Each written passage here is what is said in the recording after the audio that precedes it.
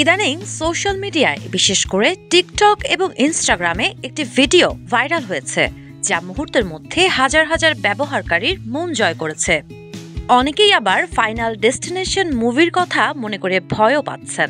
যদি মেশিন ঠিকভাবে কাজ না করে কিংবা যদি মাথা ওই মেশিনের ভেতর আটকে যায়, এমনই নানান মজার প্রতিক্রিয়া ভিউয়ার্সদের মধ্যে কৌতূহলের সৃষ্টি করছে।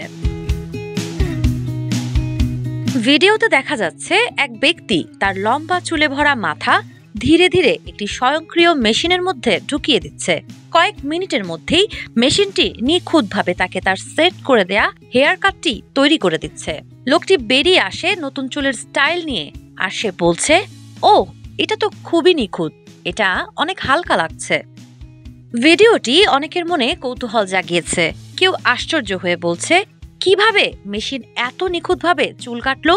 আবার কেউ উদ্বিগ্ন, যদি মেশিন হঠাৎ থেমে যায়, মাথা আটকে গেলে?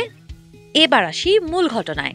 সবচেয়ে মজার এবং আশ্চর্যের বিষয় হলো এই পুরো ভিডিওটি এআই দ্বারা তৈরি।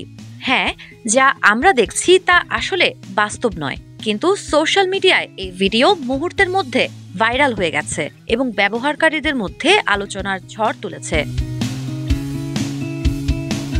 পোস্টটি ইনস্টাগ্রামে শেয়ার করেছে XDropXAI নামের একটি পেজ, যা এআই বেসড কন্টেন্ট পোস্ট করার জন্য পরিচিত।